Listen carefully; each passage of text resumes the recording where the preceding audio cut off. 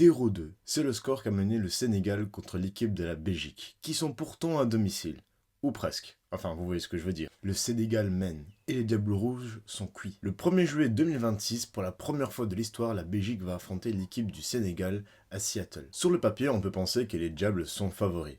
Et pourtant, à la 24e, c'est Habib Diarra qui va mener le score en mettant un premier but.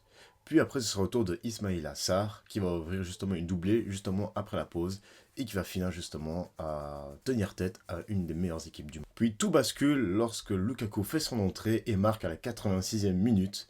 Puis 3 minutes plus tard, Tielemans finit par égaliser par un 2-2 et c'est à la 125e minute par un penalty que Tielemans renvoie justement l'équipe de la Belgique à la 8e de finale de la Coupe du Monde. Pourtant, une heure plus tard, ce sont eux qui vont célébrer la victoire sur un penalty à la 125e minute du match. Au final, ce match t'a condensé de tout ce qu'on doit comprendre sur la performance, la pression et le mental. Je vous explique. Un scénario complètement fou, et honnêtement, c'est une masterclass de mental. Première chose que nous apprend ce match, c'est que mener, ce n'est pas gagner, et être mené par le score, ce n'est pas non plus perdu. Et deuxième leçon aussi qui a tout aussi son importance, c'est regarder qui a mené le premier score. Et troisième leçon, qui est pour moi, à mon sens, la plus importante, c'est qu'à la 85e minute justement du match, la Belgique est à un tir de sortir de la compétition mondiale. Et là, ces moments, ils font vraiment toute la différence. Car c'est à ce moment-là que les équipes vont soit s'effondrer, soit faire la différence. Et ils ont su justement faire la différence parce qu'au lieu de s'effondrer, eux, ils ont accéléré. Et c'est ça la différence entre un athlète qui craque sous pression et un athlète qui performe sous pression. Ce n'est pas l'absence du stress, mais c'est leur relation qu'ils ont avec leur stress. Parce qu'un signal de danger est un signal qu'il faut se donner à fond maintenant. C'est la manière de comment ça va se jouer là-dedans.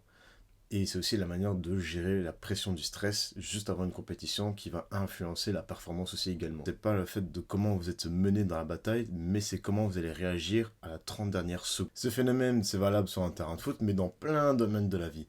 Par exemple, si je prends mon exemple à moi, quand je fais des compétitions de kung-fu, lorsque je fais des prestations sur des tapis, justement, je ne dois pas justement penser au score au point, mais plutôt sur l'enchaînement que je dois faire et sur l'instant présent et ne pas justement subir le mental et le pensée négatif que je peux recevoir. Le tableau d'affichage, c'est justement une photo du passé. Et le plus important, c'est se concentrer justement sur le futur et sur l'instant présent. Et ça, c'est une compétence qui se travaille. C'est que notre préparation ne s'arrête pas, même si on n'est pas sous les projecteurs. Parce que finalement, on ne sait pas quand notre heure va arriver. Et cet exemple-là, on peut retrouver justement dans les préparations physiques, par exemple. Lorsqu'on s'entraîne, quand les autres ne nous regardent pas, c'est elle justement qui va décider de notre réussite quand un moment, un à l'autre, les autres vont décider de nous regarder. C'est la fin de cette vidéo, j'espère qu'elle vous aura plu. Si c'est le cas, n'hésitez pas à liker et à vous abonner.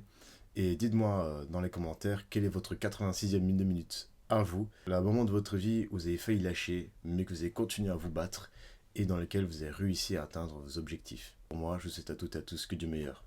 Ciao.